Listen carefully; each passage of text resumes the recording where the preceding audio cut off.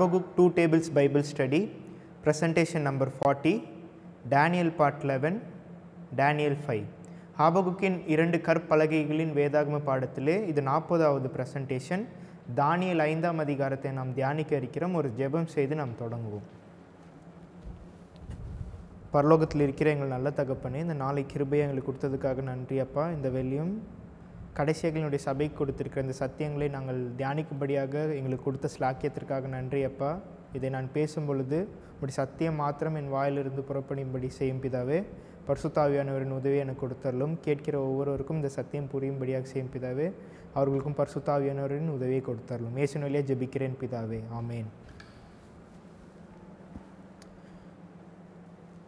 தானியேல் புஸ்தகத்தை நாம் தியானித்து வருகிறோம். தானியேல் 1ஆம் அதிகாரம் 1ஆம் தூது, 2ஆம் அதிகாரம் 2ஆம் தூது, 3ஆம் அதிகாரம் 3ஆம் தூது.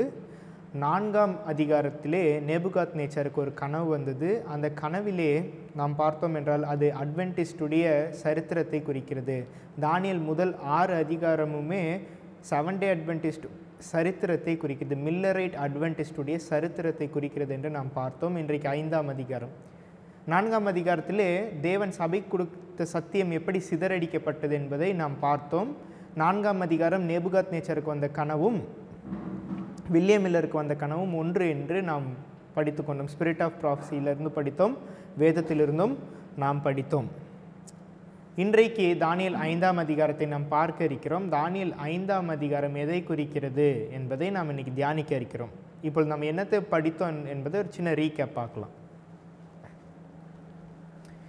நாம் தானியேல்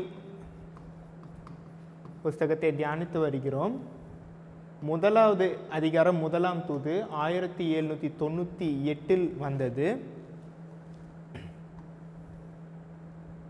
2ஆம் தூது 1842 வந்தது என்று நாம் அனைவருக்கும் தெரியும். இங்கே நான் 1840 என்று குறிக்கிறேன். இது 2வது வே மார்க். நாம் மில்லரைட் ஹிஸ்ட்ரியில் பார்க்கும்போது ஆகஸ்ட் 11, 1840 ஆட்டோமன் எம்பையர் ஃபால் என்று நாம் படித்தோம். அந்த 1840 இந்த தேதியை நான் குறிக்கிறேன். அடுத்து 1844 இங்கே 3வது தூது நமக்கு வந்தது என்பது நம் அனைவருக்கும் தெரியும். இதுக்கப்புறம் தேவன் உடன்படிக்கையை நிறைவு செய்யும்படியாக 1850 ஒரு சார்ட் கொடுத்தார். 1850 சார்ட் இங்கே நமக்கு கொடுத்தார்.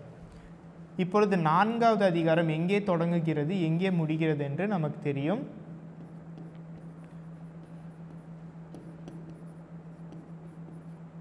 இந்த 4ஆம் அதிகாரம் 1863 முதலாவது சத்தியத்தை ஜேம்ஸ் ஒயிட் என்கிற நபர் இந்த சத்தியத்தை எடுத்து போட்டார் என்று நாம் பார்த்தோம். 1863 இந்த சிதறடித்தல் 7 முறை வில்லியம் மில்லர் எழுதியிருந்தார்.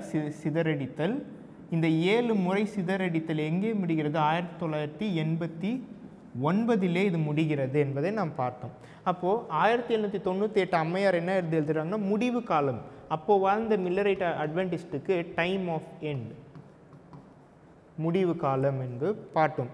இங்கே தேவன் ஒரு செய்தியை கொடுத்தார். அந்த செய்தி இங்கே 1840 வெளிப்படுத்தல் 10ஆம் அதிகாரத்தின் தூதன் கீழே இறங்கி வர்றதுனால இங்கே செய்தி என்ன ஆச்சு? எம்பவர், சக்தி பெற்றது. அந்த செய்திக்கு சக்தி பெற்றது. அனைவரும் காணும்படியாக தேவன் ஒரு காரியத்தை, ஒரு தீர்க்க தரிசனத்தை நிறைவு செய்வார். அப்பொழுது அவர்கள் இந்த செய்திகளை கவனிப்பார்கள்.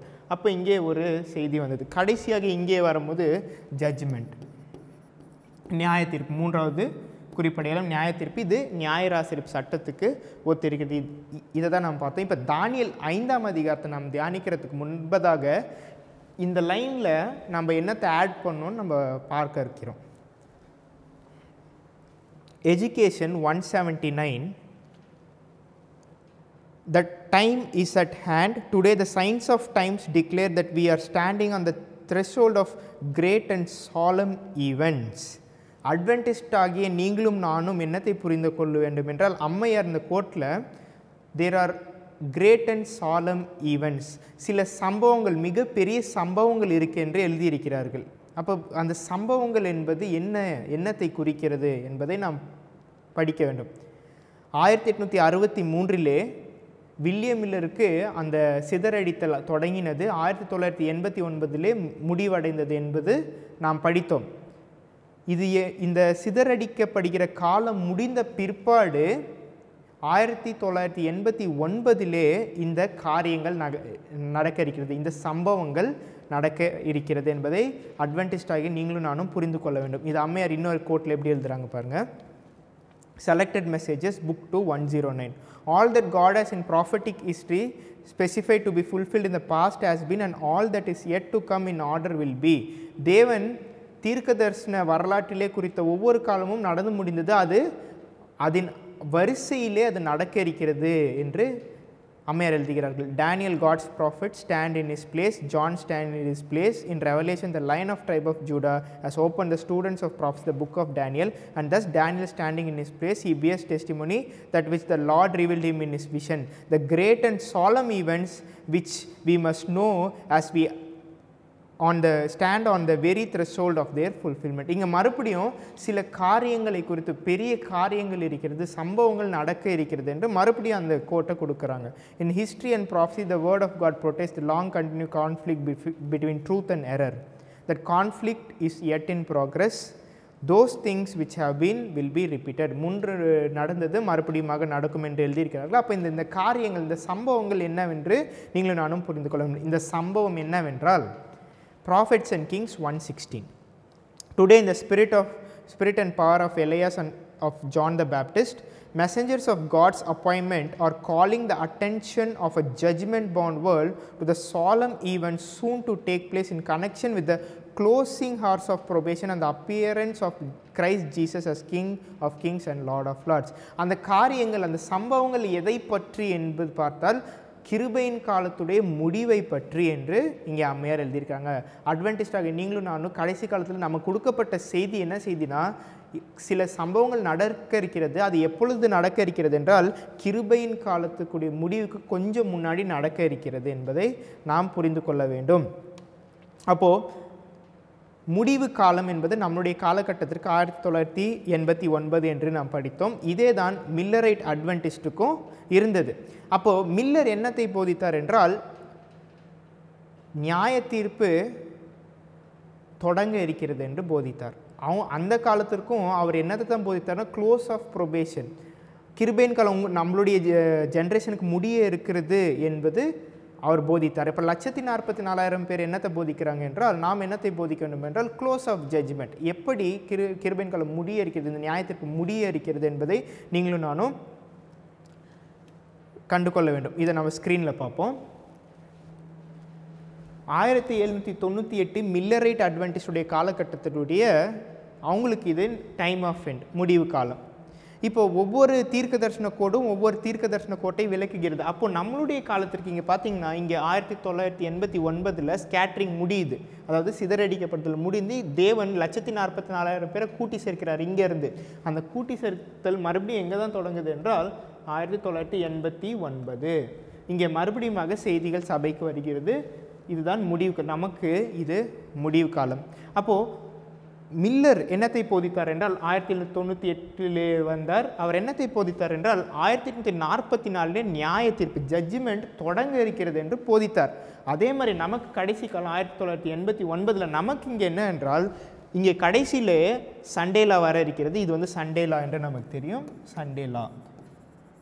சண்டேலா வரத்துக்கு முன்னாடி என்ன ஆக போகிறது என்றால், நியாய தீர்ப்பு முடிய இருக்கிறது, க்ளோஸ் ஆஃப் ப்ரொபேஷன், கிருபையின் காலம் சபைக்கு முன்பதாக முடிய இருக்கிறது என்பதை போதிக்கிறதுக்காக கடைசியில் தேவன் 1,44,000 பேரை எழுப்புகிறார் என்பதை நீங்களும் நானும் புரிந்து கொள்ள வேண்டும். இந்த 1,44,000 பேர் சபைக்கு என்னத்தை போதிக்கிறார்கள் என்றால், கிருபையின் காலம் முடிய இருக்கிறது, அது வேதாகமத்திலே எங்கே சொல்லப்பட்டிருக்கிறது என்ற மாபெரும் சத்தியத்தை விளக்குகிறார்கள். அநேகருக்கு இது தெரியதில்லை. அப்போ வில்லியம் மில்லருடைய வேலை என்னவென்று அம்மையார் விளக்குகிறார்கள். Great controversy 3:10. It was needful that men should be awakened to their danger, that they should be aroused to prepare for the solemn events connected with the close of probation. அப்போ 1798 William Miller என்னத்தை அறிவித்தார் என்றால், close of probation, உங்களுக்கு கிருபையின் காலம் முடிய இருக்கிறது என்பதை அவங்களுக்கு விவரித்தார் என்பதை நீங்கள் நானும் புரிந்து கொள்ள வேண்டும். அப்போ நமக்கும் அந்த காரியங்கள் என்று நாம் சபைக்கு என்னத்தை போதிக்க வேண்டும் என்றால், எப்படி கிருபையின் காலம் முடியறிக்கிறது, அது என்னென்ன சம்பவங்களாலே முடியறிக்கிறது என்பதை நாம் போதிக்க வேண்டும். அப்போது மில்லரைட் ஹிஸ்ட்ரி நாம் ஒவ்வொரு தீர்க்க தரிசன கோடு ஒவ்வொரு தீர்க்க தரிசன கோட்டை விளக்குகிறது என்பதை நாம் படித்தோம். இப்போது இந்த தீர்க்க தரிசன கோடு, நம்ம இப்போ படிக்கிற தீர்க்க தரிசன கோடு எதோடு ஒத்திருக்கிறது என்று பார்த்தோம் என்றால், ஜான் த பேப்டிஸ்ட், ஜீசஸ் கிரைஸ்ட், இயேசு கிறிஸ்து, யோவான் ஸ்நானகனுடைய தீர்க்க தரிசன கோட்டை நாம் படித்தோம். அதை நம்ம படிக்கும் பொழுது இதே மாதிரி தான் ஒவ்வொரு குறிப்படையாளங்களும் அங்கே இருந்தது. உதாரணத்திற்கு நான் ஒன்று சொல்லுகிறேன். மத்தேயு 3:7 பாருங்கள்.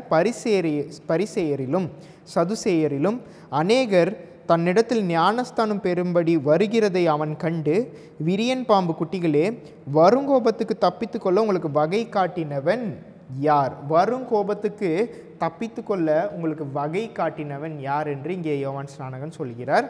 அப்போது இந்த காலகட்டத்தில் அவர் என்னத்தை போதித்தார் என்றால், ஒரு கோபம் இருக்கிறது, தேவனுடைய கோபம் வர இருக்கிறது, அதுக்கு நீங்கள் தப்பித்துக்கொள்ள வகை தெரியினவன் நீங்கள் ஏன் தேடுகிறீர்கள் என்று அவர் சொல்லுகிறார். அப்போ அவர் எதை முன்வைக்கிறார் என்றால், கிருபையின் காலம் முடிய இருக்கிறது என்பதை முன்வைக்கிறார். இது எப்படி என்று ஸ்க்ரீனில் பார்ப்போம். இது யோவான் ஸ்நானகனுடைய தீர்க்க தரிசன கோடு என்று எடுத்துக்கொள்ளலாம். யோவான் ஸ்நானகன் இயேசு கிறிஸ்துடைய தீர்க்க தரிசன கோடு என்று எடுத்துக்கொள்ளலாம். இந்த காலகட்டத்திலே வரும் கோபத்துக்கு தப்பித்து கொள்வதற்காக, வரும் கோபம் என்பது இங்கே பாருங்கள், இது 3வது மார்க். இந்த 3வது குறிப்படையாளம் வந்து சிலுவை. சண்டையில் சிலுவைக்கு ஒத்திருக்கிறதுன்னு அம்மையார் எழுதுகிறார். அப்போ இது சிலுவை, இங்கே இயேசு கிறிஸ்து நியாய தீர்ப்பு, சிலுவை வந்து நியாய தீர்ப்பு இங்கே முடிகிறது. இதுக்கப்புறம் இங்கே என்ன ஆச்சு என்றால், இது AD 31 வைத்துக்கொள்ளலாம். இதுக்கு அப்புறம் பார்த்தீங்கன்னா, சிலுவைக்கு அப்புறம் என்ன ஆனது இங்கே என்று நீங்களும் நானும் புரிந்து கொள்ள வேண்டும். இங்கே சிலுவைக்கு அப்புறம் AD கிபி, அதாவது கிபி 70 என்ன ஆனது என்றால், எருசலேம் அழிக்கப்பட்டது, ரோமர்களால் அழிக்கப்பட்டது. அதுதான் இங்கே யோவான் ஸ்நானகன் என்ன சொல்கிறார், வரும் கோபத்துக்கு, அந்த வரும் கோபம் இங்கே இருக்கிறது, அதற்கு இங்கே யோவான் ஸ்நானகன் அவங்களுக்கு சொல்லுகிறார்கள், இப்படி நியாய தீர்ப்பு உங்களுக்கு முடிய இருக்கிறது, உங்களுக்கு கிருபையின் காலம் முடிய இருக்கிறது, நீங்கள் எல்லாம் அழிய போகிறீங்க என்று அவங்களுக்கு சொல்லி கொண்டு வந்தார். இப்போது அம்மையார் நமக்கு என்ன சொல்கிறார்கள் என்றால், இந்த எருசலேம் இங்கே அழிக்கப்பட்டது, இந்த எருசலேம் அழிவு எதற்கு ஒத்திருக்கிறது என்றால், நம்முடைய காலத்திற்கு கிருபையின் காலத்துடைய முடிவுக்கு ஒத்திருக்கிறது. அப்போ நம்முடைய காலத்துக்கு கிருபையின் காலத்துடைய முடிவுக்கு என்ன ஒரு அடையாளம்? இந்த யோவான் ஸ்நானகனுடைய காலகட்டத்தினுடைய அடையாளம் என்ன என்று பார்த்தீர்கள் என்றால், எருசலேம் அழிக்கப்படும். நமக்கு 7 வாதைகள், எருசலேம் அழிக்கப்படுவதும் 7 வாதைகளும் ஒன்று என்று அம்மையார் எழுதியிருக்கிறார். அப்படி என்றால் கிருபையின் காலம் முடிந்து விட்டது என்று எப்படி நாம் தெரிந்து கொள்ள முடியும் என்றால், வாதைகள் விழும் என்பதை நாம் புரிந்து கொள்ள வேண்டும். Great controversy 6:13. இங்கே அம்மையார் என்ன சொல்கிறாங்கன்னா, இந்த ஈவெண்ட்ஸ், இந்த சம்பவங்கள் கிருபையின் காலத்துடைய முடிகிறதுக்கு முன்னாடி இருக்கிற சம்பவங்கள் எங்கே இருக்கிறது என்பதை அம்மையாரே நமக்கு விளக்குகிறார்கள். Great controversy 6:13. Daniel 12:1. When the third angel's message closes, mercy no longer pleads for the guilty inhabitants of the earth. The people of God have accomplished their work. They have received the later rain, the refreshing from the presence of the Lord, and they had prepared for the trying hour before them. Angels are hastening to and fro in heaven. An angel returning from the earth announces that his work is done, that the final test has been brought upon the world, and all who have proved themselves loyal to the divine precepts have received the seal of living God. He lifts his hand and with a loud voice says, "It is done," and all the angelic hosts lay off their crowns as he makes the solemn announcement. Revelation 22:11. Each case has been decided for life or death. இங்கே அம்மையார் தானியேல் 12:1 குறிப்பிட்டு விட்டு வெளிப்படுத்தல் 22:11 கிருபையின் காலத்துடைய முடிவை அம்மையார் விளக்கிறார்கள். இதை நம்ம வாசிப்போம். தானியேல் 12:1 பாருங்கள். உன் ஜனத்தின் புத்திரருக்காக நிற்கிற பெரிய அதிபதியாகிய மீகாவில் அக்காலத்தில் எழும்புவான். யாதொரு ஜாதியாரும் தோன்றினது முதல் அக்காலம் மட்டும் உண்டாயிராத ஆபத்து காலம் வரும். அக்காலத்திலே புஸ்தகத்தில் எழுதியிருக்கிறவர்களாக காணப்படுகிற உன் ஜனங்கள் அனைவரும் விடுவிக்கப்படுவார்கள். இங்கே மீகாவில் எழுந்து நிற்கிறார் என்று நாம் பார்க்கிறோம். எழுந்து நிற்பது என்பது கிருபையின் காலத்துடைய முடிவு. எப்படி என்றால், ஸ்தேவான் கல்லெறியப்படும் போது அங்கே அவர் கிறிஸ்து பிதாவுடைய வலது பரிசத்தில் நிற்கிற மாதிரி காண்பார். அது எதற்கு ஒத்திருக்கிறது என்றால் அவங்களுடைய கிருபையின் காலத்துடைய முடிவு. யூதர்களுடைய கிருபையின் காலம் AD 34 முடிந்தது. அதுடைய காரியம் இங்கே சொல்லப்படுகிறது. அப்போ நம்முடைய காலகட்டத்துக்கு தானியேல் 12:1 முடிவு. அப்போ அம்மையார் இந்த வசனத்தை கோட் பண்ணிவிட்டு நமக்கு என்ன வசனத்தை கொடுக்குறாங்க என்று பார்த்தீங்கன்னா, வெளிப்படுத்தல் 22:11 அநியாயம் செய்கிறவன் இன்னும் அநியாயம் செய்யட்டும், அசுத்தமாக இருக்கிறவன் இன்னும் அசுத்தமாக இருக்கட்டும், நீதியுள்ளவன் இன்னும் நீதி செய்யட்டும், பரிசுத்தம் உள்ளவன் இன்னும் பரிசுத்தமாகட்டும். இந்த காரியம் நடந்த பிற்பாடு இனிமேல் மனம் திரும்புதல் கிடையாது. யார் சுத்தமாக இருக்கிறாங்களோ அவங்க சுத்தமாக இருப்பாங்க, அசுத்தமாக இருக்கிறவங்க அசுத்தமாக இருப்பாங்க. இங்கே கிருபையின் காலம் முடிவடைகிறது. அப்போ தானியேல் 12:1 கிருபையின் காலத்தினுடைய முடிவு. அப்போ கிருபையின் காலத்தினுடைய முடிவு இது என்றால், இதற்கு முன்பதாக நடக்கக்கூடிய சம்பவங்கள் என்னவென்றால், தானியேல் 11:40 45 இந்த 6 வசனங்கள் தான் சபைக்கு இப்பொழுது கொடுக்கப்படுகிற செய்தி. தானியேல் 11:40 45 இந்த 6 வசனங்கள் கிருபையின் காலத்துடைய முடிவுக்கு முன்பதாக நடக்கிற சம்பவங்கள். இதை நீங்களும் நானும் புரிந்து கொள்ள வேண்டும் என்று அம்மையார் எழுதுகிறார்கள். இப்போது தானியேல் 11:40 நாம் வாசிப்போம். 11:40 எப்படி 1989 முடிவு காலம் என்று நாங்கள் சொல்லுகிறோம் என்பது பார்க்கலாம். முடிவு காலத்திலோ வென்றால், முடிவு காலம் என்று இங்கே இருக்கிறது. அப்போ முடிவு காலம் என்பது அம்மையார் என்ன எழுதியிருக்கிறாங்களா, கிரேட் கான்ட்ரவர்சி 356 அம்மையார் என்ன எழுதுறாங்கன்னா, டைம் ஆஃப் தி எண்ட் முடிவு காலம் என்பது 1798 என்று தெளிவாக எழுதிவிட்டார்கள். இது யாருடைய காலத்துக்கு? மில்லரைட் அட்வென்டிஸ்டுடைய காலத்திற்கு. இப்போ நம்மளுடைய காலத்திற்கு தானியேல் 40 நாம் பார்ப்போம். தானியேல் 40 முடிவு காலத்திலோ வென்றால் தென்திசை ராஜா அவனுடைய முட்டுக்கு நிற்பான். இங்கே தென்திசை ராஜா, வட திசை ராஜா 2 பேர் இருக்காங்க.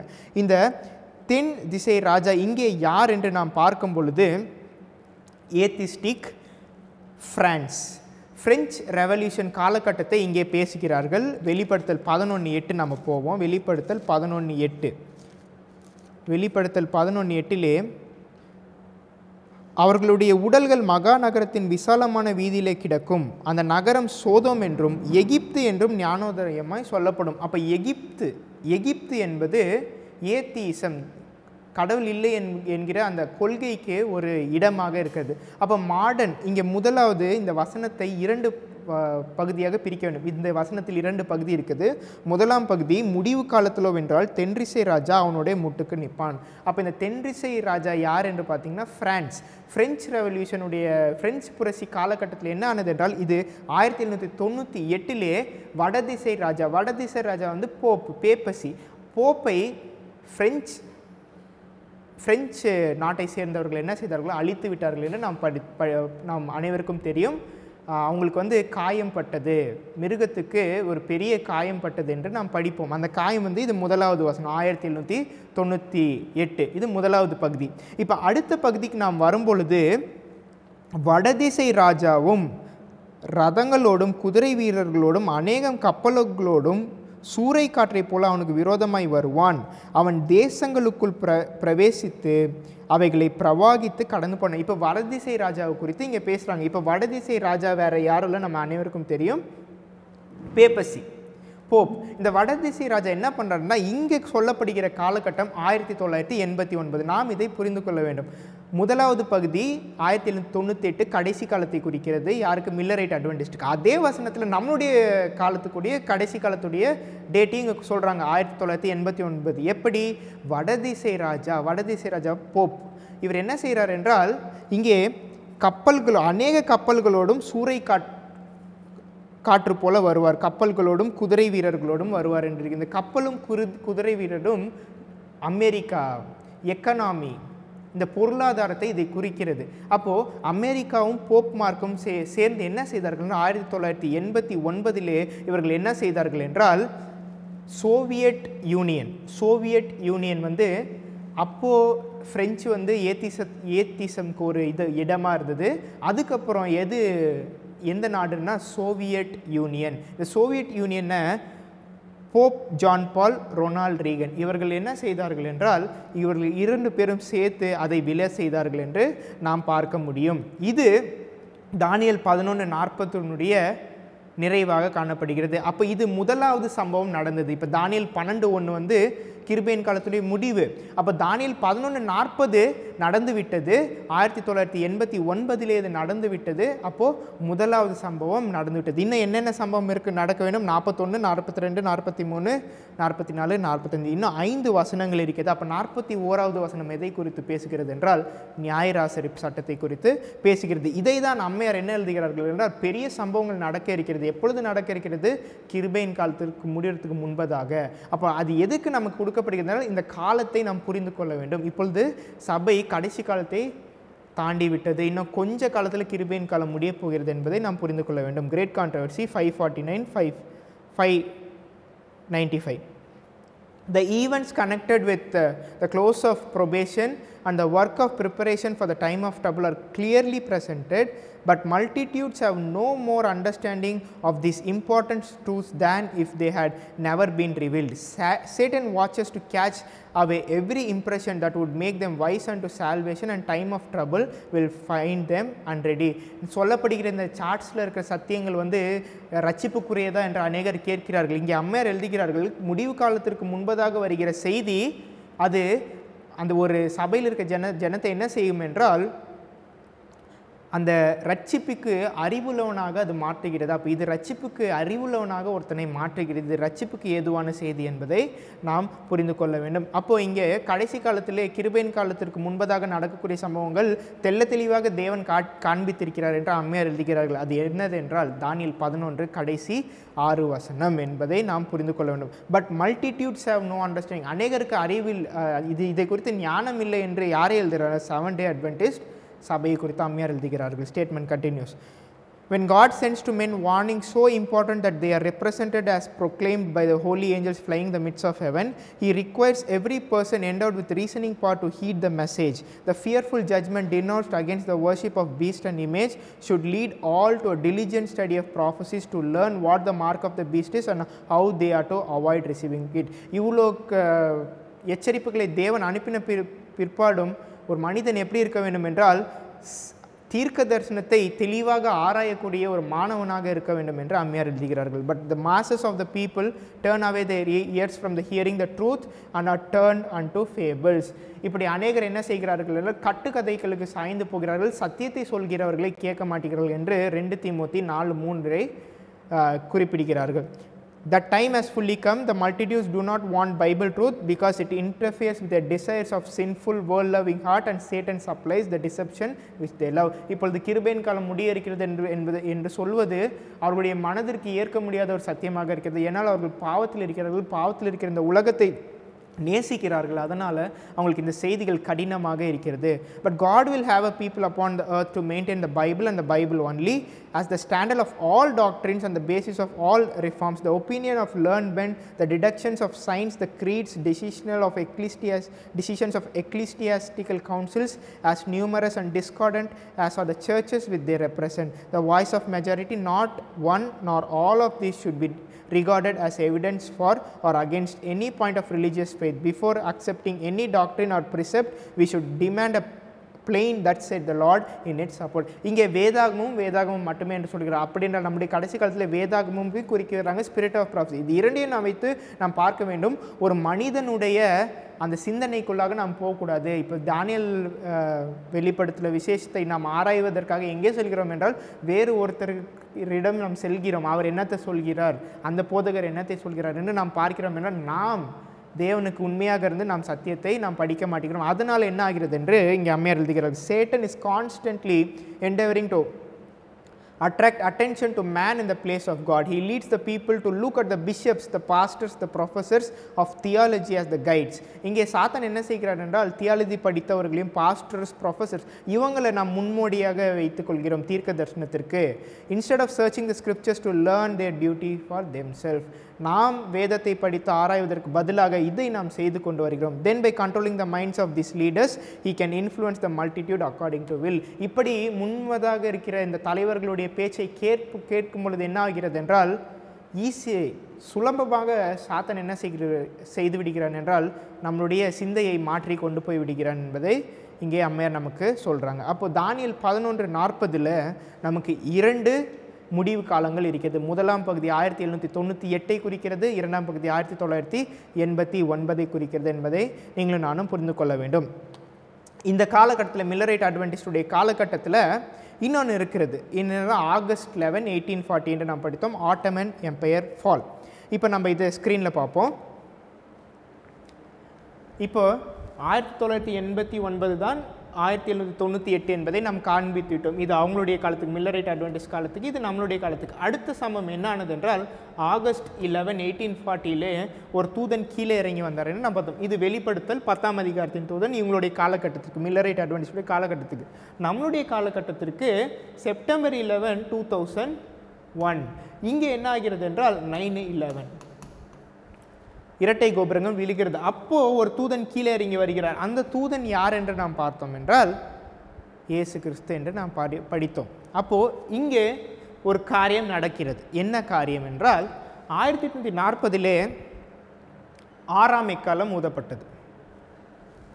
9/11/2001 இந்த டேட்டில் நமக்கு என்ன எக்காலம் ஊதப்பட்டது என்றால் 7ஆம் எக்காலம் ஊதப்பட்டது.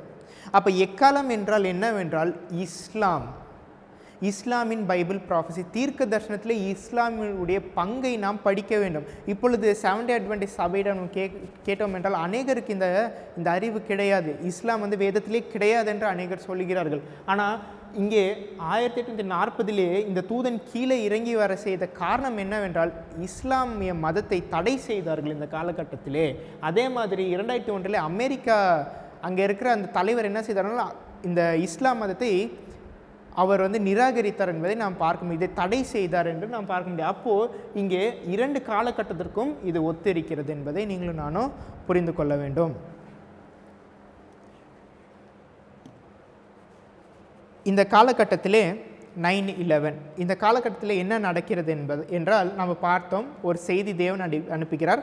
அந்த செய்தி சக்தி பெற வேண்டும். அந்த செய்தி சக்தி பெற வேண்டும் என்றால் அனைவரும் உலகம் காணும்படியாக தேவன் ஒரு காரியத்தை செய்வார். அப்போது இந்த 9/11 அட்டாக் அன்னைக்கு உலகமே இந்த சம்பவத்தை பார்த்தது. அப்பொழுது தீர்க்க தரிசனம், வெளிப்படுத்தல் 18ஆம் அதிகாரத்தினுடைய தீர்க்க தரிசனம் நிறைவேறினது என்பதை நீங்களும் நானும் புரிந்து கொள்ள வேண்டும்.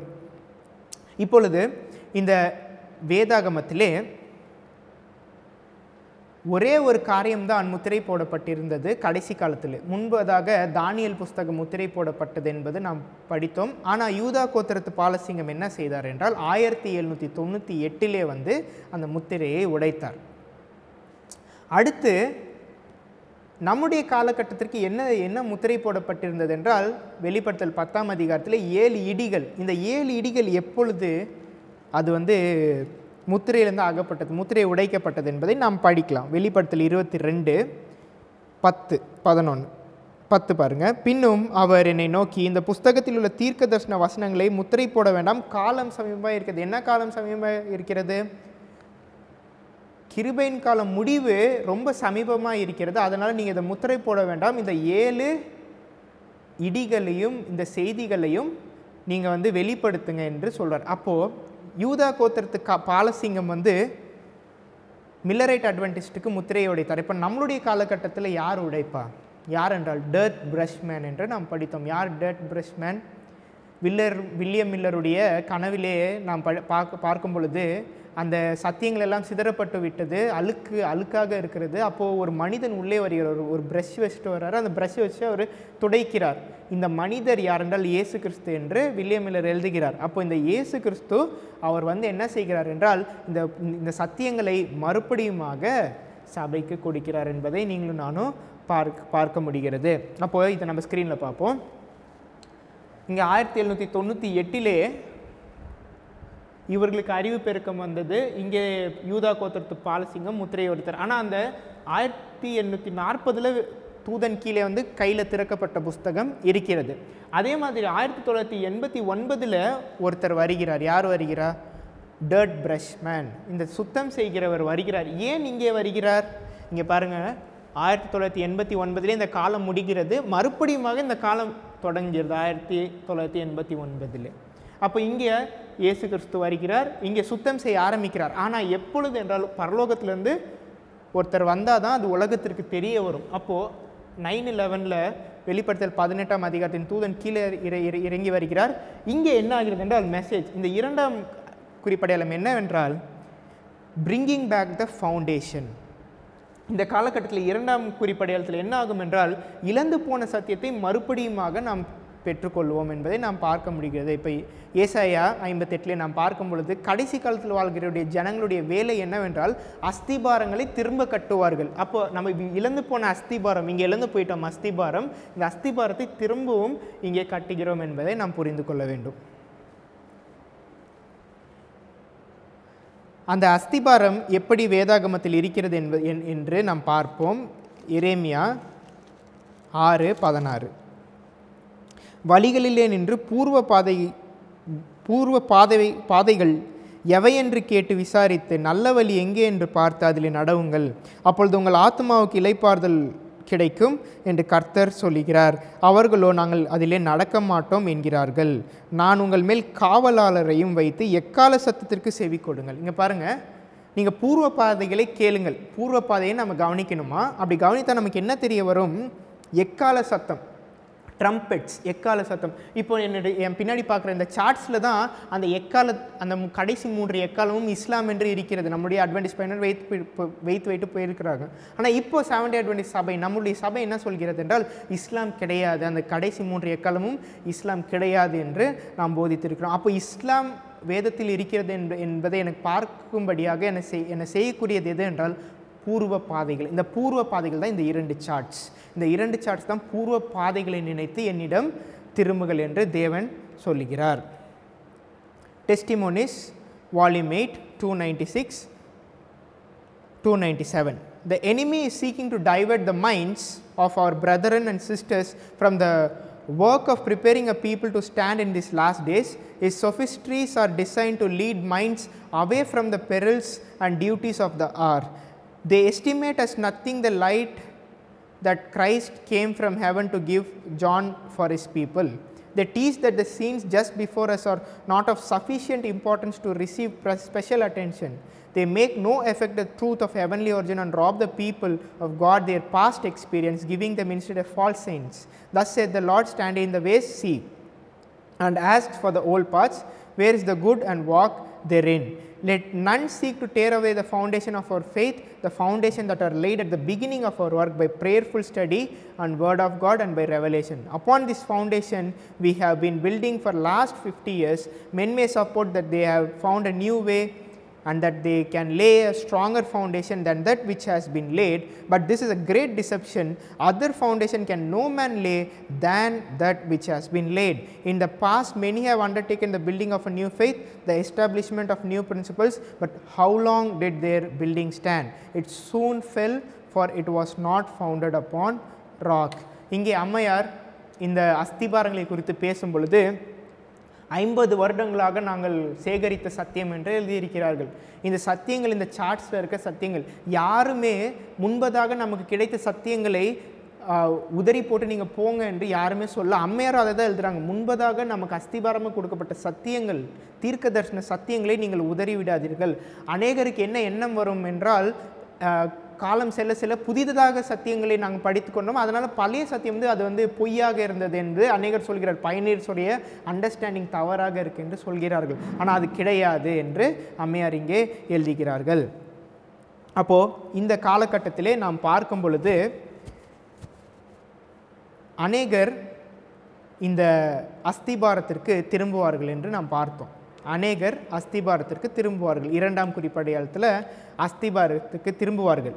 ஆனால் 2ஆம் 3ஆம் குறிப்படையாளத்தில் என்ன நடக்கிறது தான் தானியேல் 5ஆம் அதிகாரம். நாம் இப்பொழுது என்னத்தை படிக்கப் போகிறோம் என்றால் தானியேல் 5ஆம் அதிகாரம் என்று நான் சொன்னேன். அது எங்கே நடக்கிறது என்று பார்ப்போம். பாருங்கள், தானியேல் 1ஆம் அதிகாரம், தானியேல் 2ஆம் அதிகாரம், தானியேல் 3ஆவது அதிகாரம், தானியேல் 4ஆம் அதிகாரம். இங்கே 1989 இங்கே 4ஆம் அதிகாரம் முடியுது. இது அட்வென்டிஸ்ட்டுக்கு, மில்லரைட் அட்வென்டிஸ்ட்டுக்கு. இது மறுபடியும் எங்கே ஆரம்பிக்கிறது என்றால் 1989 ஆரம்பிக்குது. இப்போது நமக்கு தானியேல் 5ஆம் அதிகாரம் எது என்றால் இதுதான் தானியேல் 5ஆம் அதிகாரம். இந்த 5ஆம் அதிகாரத்தில் என்ன ஆகிறது என்றால், நான் உங்களுக்கு சொன்னேன் நித்திய சுவிசேஷம் என்று. நித்திய சுவிசேஷம் இங்கே வரும், அந்த சத்தியங்கள் வரும், 3 செய்திகள் வரும். அந்த செய்திகள் சபை 2ஆக பிரிக்கும் என்று சொன்னேன். அப்போ 2 வகுப்பினர்கள் உருவாகிறார்கள். அப்போது இங்கே சத்தியம் வந்தது, இங்கே அந்த சத்தியம் வந்து இங்கே பாருங்க சக்தி பெறுகிறது. அந்த சக்தி பெற்ற பிற்பாடு என்ன ஆகிறது என்றால், இங்கே இந்த காலகட்டத்திலே 2 வகுப்பினர்களாக பிரிகிறார்கள். இதுதான் தானியேல் 5ஆம் அதிகாரம். தானியேல் 5ஆம் அதிகாரத்திலே சத்தியத்தை கேட்டு அந்த சத்தியத்திற்கு செவிசாய்த்து இருக்கிற ஒரு கூட்டம் இருக்கிறது. அதே மாதிரி சத்தியத்திற்கு அதை அறிந்திருந்தும் செவி கொடுக்காத ஒரு கூட்டம் இங்கே நமக்கு தானியேல் 5ஆம் அதிகாரத்திலே இங்கே காணப்படுகிறது. ஒவ்வொரு காலகட்டத்திலும், இயேசு கிறிஸ்துடைய காலகட்டத்திலும் யூதர்கள் விழுந்து போனார்கள். உண்மையாக இருந்தவர்கள் யார்? சீஷர்கள் இருந்தார்கள். ஒவ்வொரு காலகட்டத்திலும் நாம் ஒவ்வொரு குறிப்படையாலையும் நோவாவுடைய காலகட்டத்தில் நோவாவுடைய குடும்பம் ஒரு பகுதி இருந்தது, உலகம் ஒரு பகுதி இருந்தது. ஒவ்வொரு காலகட்டத்திலும் இது நமக்கு இருக்கிறது. அப்போ இந்த தானியேல் 5ஆம் அதிகாரம் எதை குறிக்கிறது என்றால், 2 வகுப்பினர்கள் பிரிக்கப்படுகிறார்கள், சபையிலே பிரிக்கப்படுகிறார்கள். அது எப்படி என்று நாம் பார்க்கலாம். Science of the times, July 20, 1891. In the history of Nebuchadnezzar and Belshazzar, God speaks to the nations of today. We have to take the heart the lessons he sought to teach these rebellious kings. For if Belshazzar has purchased a course in harmony with the instruction given to his grandfather, he would have retained not only his kingdom but his life. He disregarded the lessons and went on in rebellion against God, committing the very sins for which his grandfather has been reproved and punished. He too lifted himself in pride and exultation, and final judgment of God fell upon him and his house. His great sin was that notwithstanding God has given him light, he refused to walk in the paths of righteousness. இங்கே பெல்ஷாசாரும் Nebuchadnezzar அவங்களுடைய வரலாற்றிலே தேவன் அனைத்து நாடுகளிடம் பேசுகிறார் என்று அம்மையார் எழுதுகிறார்கள். Belshazzar இங்கே நிராகரிக்கிற ஒரு கூட்டத்திற்கு ஒத்திருக்கிறார்.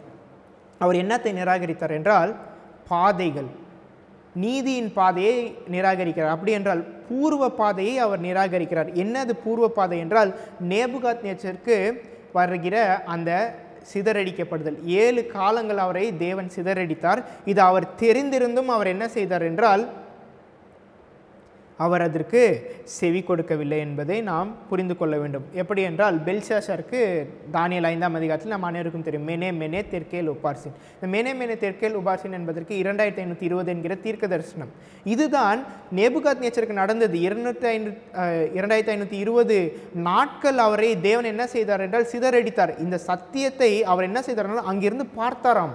அங்கே இருந்தார். அவர் அங்கு மட்டும் இல்லை, அவருடைய தாத்தா வந்து எப்படி அங்கே வனத்தில் இருந்தார் என்பதை பார்த்து கூட அவர் இன்னும் அங்கே திருந்தவில்லை என்பதை இங்கே அம்மையார் நமக்கு சொல்கிறார்கள். அப்போது அவர் என்னத்தை நிராகரித்தார்? அவர் நிராகரித்தார், சத்தியத்தை நிராகரித்தார். ஆனால் என்ன சத்தியத்தை நிராகரித்தார்? 2520 சத்தியத்தை நிராகரித்தார். அதற்கு முன்பதாக அவர் என்ன செய்தார்? இது அட்வென்டிஸ்டுக்கு எப்படி ஒத்திருக்கிறது என்பதை நாம் பார்ப்போம். இந்த காலகட்டத்திலே தானியேல் 5ஆம் அதிகாரத்திலே அவர் ஒரு ராத்திரியிலே விழுந்து போனார் என்று நாம் பார்த்தோம். இந்த ஒரு ராத்திரியிலே என்ன ஆனது என்றால், அவர் அந்த பாத்திரங்களை, தேவனுடைய ஆலயத்தில் இருந்த அந்த பரிசுத்த பாத்திரங்களை எடுத்து அதில் என்ன ஊற்றுகிறார் என்றால் மதுவை ஊற்றுகிறார். இது தீர்க்கதரிசன அடிப்படையில் பார்க்க வேண்டும். இவர் என்ன செய்கிறார் என்றால், இந்த பாத்திரம் என்பது நாம் அனைவருக்கும் தெரியும், புதிய ஏற்பாட்டிலே பாத்திரம் என்பது ஒரு நபரை குறிக்கிறது, தேவனுடைய ஜனங்களை குறிக்கிறது. இந்த ஜனங்களுக்கு என்னத்தை ஊற்றினார் என்றால், அந்த பாத்திரத்திலே பாபிலோனிய மதுவை ஊற்றுகிறார்.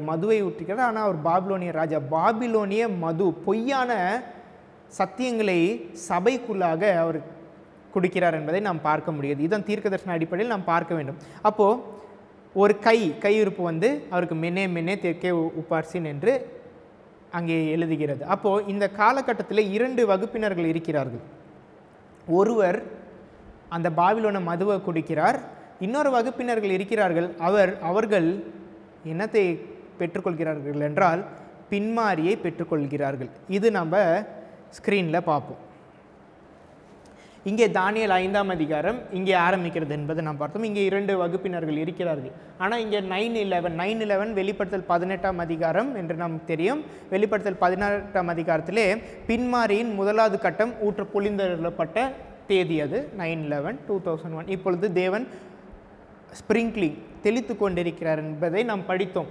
இப்போ இந்த காலகட்டத்திலே ஒரு வகுப்பினர்கள், பெல்ஷாசார் பெல்ஷாசர் இங்கே என்ன செய்தார் என்றால் பாபிலோனிய மதுவை கொடுக்க செய்தார். அப்போது நம்மளுடைய சபையில் என்ன ஆனது, 9/11/2001 பாருங்கள், செப்டம்பர், இங்கே நான் 9/11 சொல்ல September 2001 handbook of 7-day Adventist ministerial works and education. இவர்கள் என்ன செய்தார்கள், 7-day Adventist சர்ச்சில் நம்ம ஒரு போதகராக நீங்கள் இருக்கணும்னா, ஒரு நியமிக்கப்படணும் என்றால் நீங்கள் ஒரு சப்ஜெக்டை படிக்க வேண்டும். அது என்னவென்று பார்த்தீங்கன்னா சப்ஜெக்ட் ஆஃப் இக்னேஷியஸ் லயோலா. இவர் யார் என்றால் ஜெசுவிட் சபை.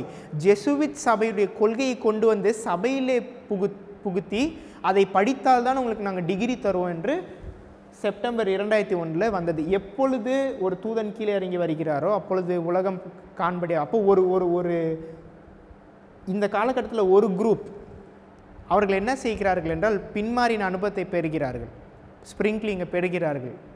இன்னொரு வகுப்பினர்கள் இங்கே கொடுக்கப்படுகிற பாபிலோனிய மது, இக்னேஷியஸ் லயோலா ஜெசுவிட் டீச்சிங், அதை அவங்க அக்செப்ட் பண்ணிக்கிறாங்க என்பதை பார்க்க முடிகிறது. அப்போ இந்த காலகட்டத்தில் என்ன ஆனது என்றால் அந்த அடிமரம் இரும்பினாலும் வெண்கலத்தினாலும் பூட்டப்பட்டிருந்தது. அந்த இரும்பு வெண்கலமும் உயர்கல்வி. அப்போது இந்த காலகட்டத்தில் என்ன இருக்குன்னா, ஒரு வகுப்பினர்கள் இந்த உயர்கல்வியை பிடித்து வைத்து வேதாகமத்தை எப்படி ஆராய வேண்டும் என்கிற முறையை அவர்கள் விட்டு விடுவார்கள் என்பதை நாம் புரிந்து கொள்ள வேண்டும். அப்போ பெல்ஷாசார் ஒரு கூட்டத்திற்கு இங்கே ஒத்திருக்கிறார். இன்னொரு கூட்டம் யார் என்றால் யூத் இன்ஸ்ட்ரக்சர் மே 26, 1898. இப்போது தானியேலை குறித்து ஒரு அறிமுகம் கொடுக்கறதுக்காக நேபுகாத்நேச்சருடைய மனைவி வருகிறார்கள். நேபுகாத்நேச்சருடைய மனைவியை குறித்து அம்மையார் என்ன எழுதுறாங்க பாருங்கள். There was in the palace a woman was wiser than them all. ஒரு ஸ்திரீ என்று அம்மையார் சொல்கிறார். அப்புறம் ஒரு சபை, தீர்க்கதரிசியில் ஒரு சபை இருக்கிறாங்க. இந்த சபை யார்? the queen of Belshazzar's grandfather, நேபுகாத்நேச்சருடைய மனைவி. அவங்க மனைவிக்கும் இந்த சம்பவங்கள் என்னெல்லாம் நடந்தது என்று தெரியும். 2520 நாட்கள் என்னுடைய கணவர் இங்கே போயிருந்தார், எல்லாம் தெரியும் அவங்களுக்கு. அவங்க என்ன செய்கிறாங்கன்னா, in this emergency she addressed the king in language that sent a ray of light into the darkness. O king, live forever, she said, let not thy thoughts trouble thee, nor let thy countenance be changed. There is a man in thy kingdom in whom is the spirit of the holy gods, and the day of thy father light and understanding wisdom like the wisdom of gods was found in him, whom the king Nebuchadnezzar thy father, the king, I say, thy father made master of magicians, astrologers, Chaldeans and soothsayers. Now let Daniel be called and he will show the interpretation. இங்கே அந்த நேபுகாத்நேச்சருடைய மனைவி தானியேலை குறித்து சொல்கிறார்கள். தேவர்களுடைய ஆவி அவனுக்குள் இருந்தது, உம்முடைய தகப்பன் அவரையே எல்லாருக்கும் தலைவனாக நியமித்தார் என்று சொல்லுகிறார்கள். அப்போது 2 வகுப்பினர்கள், ஒரு ஸ்திரீ, ஒரு சபை, புத்தியுள்ள சபை, 144,000 பேர்.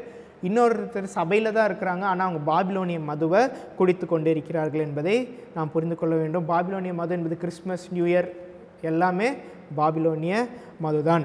அப்போது ஒரு கையிருப்பு எழுதுகிறது, மெனே தெற்கேல் உபாசின். அது என்ன கையிருப்பு? நம்மளுடைய காலகட்டத்தில் இந்த சார்ட், என் பின்னாடி பார்க்குற இந்த சார்ட், ஏன்னா இந்த சார்ட்ஸில் தான் மெனே தெற்கேல் உப்பார்சின் என்பது 2520 என்கிற தீர்க்க தரிசனம் இங்கே தான் இருக்கிறது.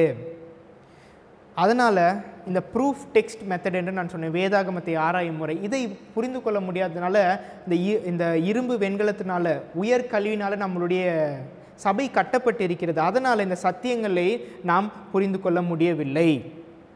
அப்போது இங்கே 2 வகுப்பினர்கள் நாம் பார்க்க முடிகிறது. நேபுகாத்நேச்சருடைய மனைவி, இன்னொருத்தவங்க பார்த்திங்கன்னா அங்கே மதுவை குடிக்கிறவர்கள், பாபிலோனிய மதுவை குடிக்கிறவர்கள். Daniel did not serve from his duty. He held the king's sin before him. The lessons he might have learned but did not. Belshazzar had not heeded the event so significant to him. He had not read his grandfather's history correctly. அவர் செய்த தப்பு, பெல்ஷாசர் செய்த தப்பு என்னென்றால் வரலாற்றை படிக்கவில்லை. நேபுகாத்நேச்சருக்கு என்ன நடந்தது என்கிற வரலாற்றை அவர் படிக்கவில்லை. அதே தான் அட்வென்டிஸ்ட் செய்கிற தப்பு. நம்முடைய அட்வென்டிஸ்டுடைய பயணியர்ஸுடைய வாழ்க்கையில் என்ன நடந்தது, தீர்க்க தரிசனத்தில் என்ன நடந்தது, சரியாக வரலாற்றை படிக்காமல் இருப்பது. The responsibility of knowing truth that been laid upon him, but the practical lessons he might have learned and acted upon had not been taken to heart, and his course of action brought the sure result. This was the last feast of boasting held by the Chaldean king, for who bears long with man's perversity has passed the irrevocable sentence. Belshazzar has greatly dishonored the one who had exalted him as king, and his probation was taken from him. இயேசு கிறிஸ்துடைய காலகட்டத்தில் நாம் பார்க்கும்பொழுது இங்கே இப்பொழுது பெல்ஷாசருக்கு இது கடைசி பந்தி. அப்போ இயேசு கிறிஸ்துடைய காலகட்டத்திற்கு இது யாரோட கடைசி பந்தி என்று பார்த்தோம் என்றால் யூதாஸ். நம்ம ஒரு ப்ரெசன்டேஷன் எடுத்தோம், ஜூடாஸ் அட்வென்டிசம், யூதாஸினுடைய கடைசி பந்தி. யூதாஸும் கடைசியில் இயேசு கிறிஸ்து ஒரு அப்பத்தை கொடுப்பார், அதை வாங்க புசிக்காமல் அவர் போயிடுவார், அந்த வாங்காமல் போயிடுவார். அப்போ நம்ம பார்க்க முடிகிறது கடைசி பந்தி எப்படி யூதாஸ்க்கு ஒத்திருக்கிறது, பெல்ஷாசருக்கு ஒத்திருக்கிறது என்பதை நாம் இங்கே பார்க்கிறோம்.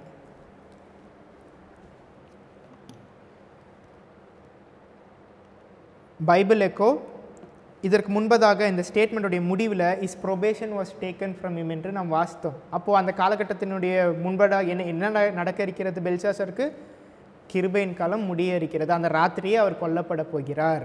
அப்போது இப்பொழுது அட்வென்டிசம்க்கு இந்த ஒரே ராத்திரி, அந்த ராத்திரியில் நாம் கொல்லப்பட போகிறோம். இதில் 2 வகுப்பினர்கள் இருக்கிறார்கள் என்பதை நாம் புரிந்து கொள்ள வேண்டும். 144,000 பேர், அப்புறம் புத்தி இல்லாத கன்னிகைகள். Bible echo April 25, 1898. Belshazzar had been given many opportunities for knowing and doing the will of God. He has seen his grandfather Nebuchadnezzar banished from the society of men. He had seen the intellect in which the proud monarch gloried taken away by the one who gave it. He had seen the king driven from his kingdom and made the companion of the beast of the field.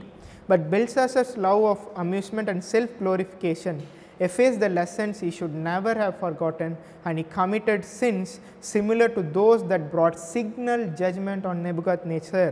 He wasted the opportunities graciously granted him, neglecting to use the opportunities within his reach for becoming acquainted with truth. What must I do to be saved? Was the question that the great but foolish king passed by indifferently. இங்கே ஒரு அடையாளம், signal judgement. பெல்ஷாசர் எதை நிராகரித்தார் என்றால் ஒரு அடையாளத்தை நிராகரித்தாராம். என்ன அடையாளம்? 2520. இது ஒரு அடையாளம். அப்போது கடைசி காலத்தில் பெல்ஷாசருடைய காலகட்டம் நம்முடைய காலகட்டத்தில் நடக்கிறது என்றால் பெல்ஷாசருக்கு கொடுக்கப்பட்ட அதே அடையாளம் நமக்கும் இருக்கிறது. இங்கே கடைசியில் அம்மையார் அவர் ஒரு ஃபூலிஷ் கிங், புத்தி இல்லாத ஒரு அரசர். அப்போ புத்தியுள்ள கன்னிகை, புத்தி இல்லாத கன்னிகை, இவர் யாரை குறிக்கிறார் என்றால் புத்தி இல்லாத கன்னிகைக்கு பெல்ஷாசர் ஒரு உதாரணமாக இருக்கிறார். He realized that he had the privilege of knowing and doing the will of God. The history of his grandfather stood out as vividly before him as the writing on the wall. அவருடைய தாத்தாவுடைய அந்த வரலாறு எங்கே தெளிவாக இருந்தது என்றால் அந்த hand writing on the வால் என்று அம்மையார் எழுதுகிறார்கள். அந்த கையிருப்பு சுவற்றில் எழுதினது அல்லவா மேனே மேனே தெற்கேல் உபாசன், அது அவங்களுடைய தாத்தாவுடைய வரலாறு என்று இங்கே அம்மையார் எழுதுகிறார்கள். அப்போது 7 காலம் என்பது மெனே மெனே தெற்கேல் உபாசன் 2520. நமக்கு கையிருப்பு எது என்று தெரியுங்களா? இந்த சார்ட்ஸ் தேவனுடைய விரலினாலே எழுதப்பட்டது என்று அம்மையார் எழுதுகிறார்கள். அப்பொழுது இதுதான் நம்முடைய கையிருப்பு. இது இப்பொழுது சபைக்கு எழுதுகிறது. ஒரே ஒரு ராத்திரி தான் இருக்கிறது, நீங்களும் நானும் கவனிக்க வேண்டும். Prophets and Kings 450, 451. இந்த ப்ராஃபெட்ஸ் அண்ட் கிங்ஸ் இந்த புஸ்தகத்திலே எரேமியாவை குறித்து அம்மையார் எழுதுகிறார்கள். தானியேல் புஸ்தகம் 1ஆம் தூது, எசேக்கியேல் புஸ்தகம் 2ஆம் தூது, எரேமியா புஸ்தகம் 3ஆம் தூது என்று நாம் படித்தோம். அப்போது எரேமியாவுடைய காலகட்டம் தான் இந்த கடைசி காலத்துடைய காலகட்டம். இந்த தீர்க்க தரிசன கோடு எரேமியாவுடைய காலகட்டத்தை குறிக்கிறது. இந்த எரேமியாவுடைய காலகட்டத்தில் என்ன நடந்தது என்று பார்ப்போம். Even these words were received with mocking derision. The days are prolonged and every vision faileth, declared the impenitent. But through Ezekiel, this denial of the sure word of prophecy was sternly rebuked. Tell them, and the Lord declared, I will make this proverb to cease, and they shall no more use it as a proverb in Israel. இங்கே இந்த தீர்க்க தரிசனம் செல்ல நெடுநாள் செல்லும் என்று அநேகர் சொல்லுகிறார்கள். அந்த தீர்க்க தரிசனம் அநேக நாள் செல்லாது, இன்னும் இனிமே அந்த தீர்க்க தரிசனம் விரைவாக நிறைவேறும் என்று தேவன் சொல்லுகிறார்.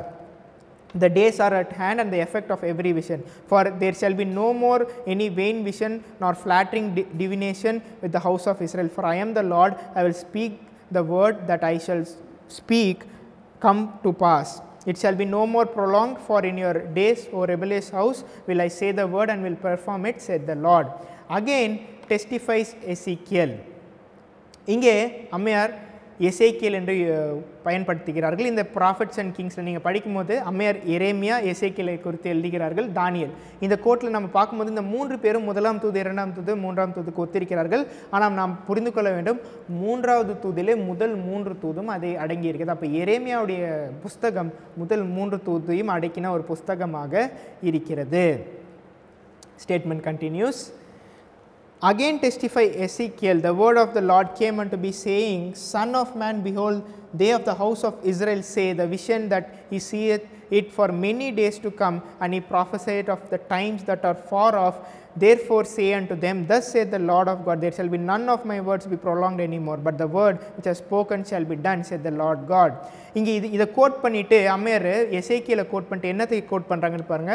As early as 1842 the direction given the prophecy to write the vision and make plain it upon tables, that he may runneth that readeth it, as suggested to Charles with the preparation of a prophetic chart to illustrate the vision of Daniel and Revelation. A portion of Ezekiel's prophecy also was a source of strength and comfort to the believers. இங்கே எசேக்கியேல் எரேமியா காலகட்டத்தில் இருக்கிற தீர்க்க தரிசனங்கள் தற்போது இருக்கிற காலகட்டத்திற்கும் ஒத்திருக்கிறது என்பதை அம்மையார் இங்கே எழுதுகிறார். அப்போ 1842 சார்ட், 1843 சார்ட் போட்டார்கள்.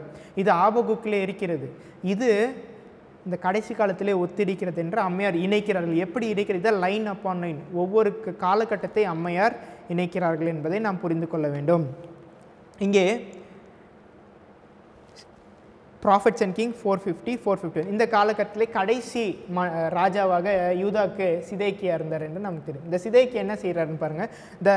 To the profane wicked prince had come the day of final reckoning. Remove the diadem, the Lord decreed, and take off the crown. Not until Christ himself should set up his kingdom was Judah again to be permitted to have a king. I will overturn it, was a divine edict concerning the throne of house of David, and it shall be no more until he come whose right it is, and I will give it him. இங்கே யூதா கோத்திரத்தை குறித்து இங்கே அம்மையார் எழுதுகிறார்கள். இந்த காலகட்டத்தில் எப்படி எரேமியா எசேக்கியேல் பாடுபட்டார்களோ அதே மாதிரி இப்பொழுது ஒரு கூட்டம் பாடுபடுகிறது. தேவனுடைய செய்திகளை கொண்டு சென்று கிருபையின் காலம் முடியறிக்கிறது ஒரு கூட்டம். இன்னொரு கூட்டம் என்ன கூட்டம் என்றால், இந்த தீர்க்க தரிசன வசனங்கள் இப்பொழுது கிடையாது, கிருபையின் காலம் இப்பொழுது கிடையாது, நியாயராசி சட்டம் வந்த பிற்படுதான் கிருபையின் காலம் முடிவரும் என்று ஒரு கூட்டம். சபையில் இந்த 2 கூட்டமும் இருக்கிறது. நீங்கள் எதற்கு செவி கொடுக்கிறீர்கள் என்பதை தேவன் சோதிக்கிறார். Testimonies to Ministers 372-373. Page after page might be written in regard to these things. Whole conferences are becoming leavened with the same perverted principles.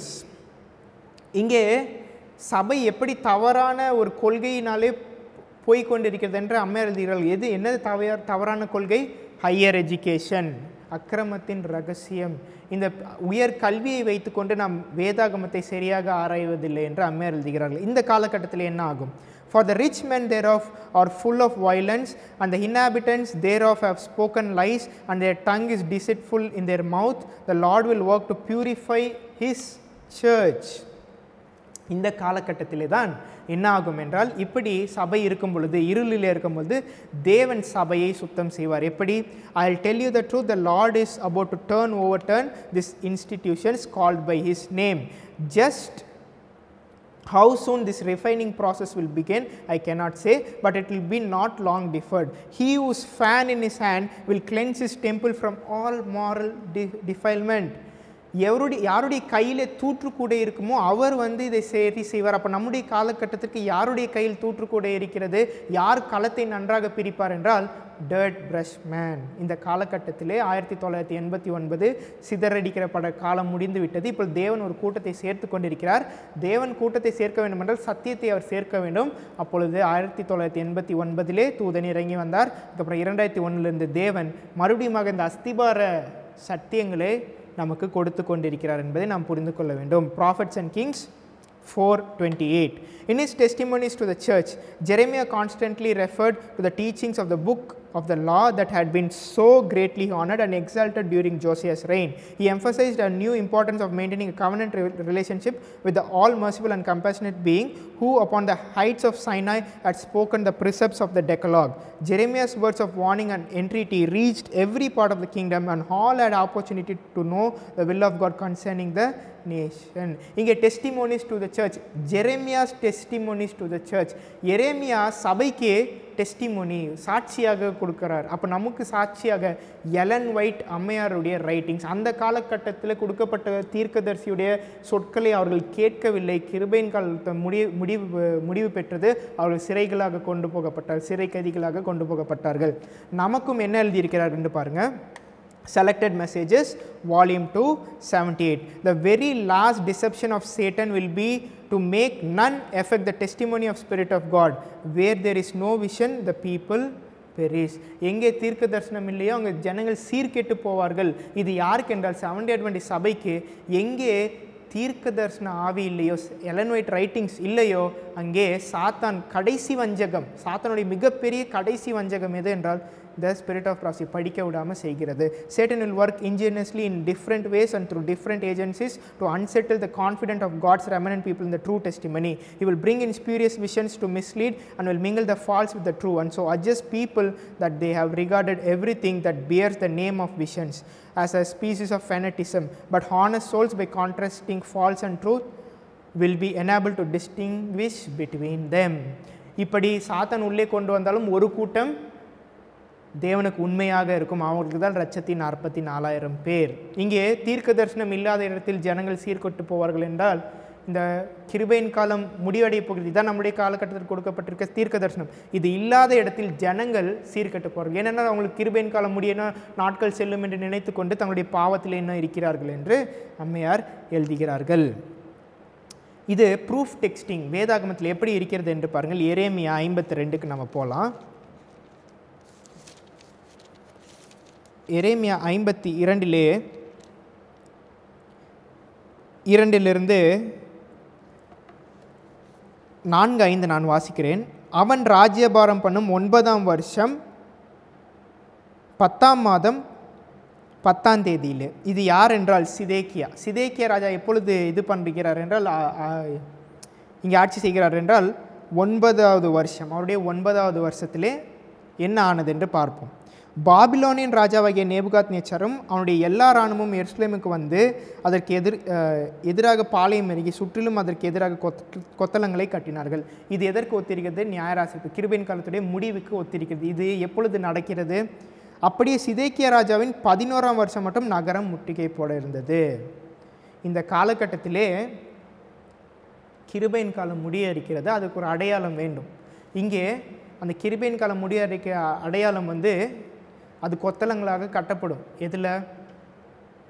எருசலேம் வந்து கொத்தளங்களால் கட்டப்படும். இப்போ ராஜா வருகிறார் நேபுகாத்நேச்சார். இது எப்பொழுது நடக்கிறது? 9வது வருஷத்துலேருந்து 11வது வருஷம் 9/11.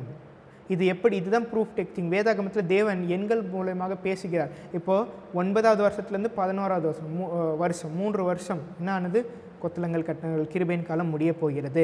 இதே தான் எங்கே யோவான் ஸ்நானகன் சொன்னார். யோவான் ஸ்நானகன் என்னத்தை அறிவித்தார் என்றால் கிருபையின் காலம் முடிய போகிறது. எதிலிருந்து யோவான் ஸ்நானகன் அறிவித்தார்?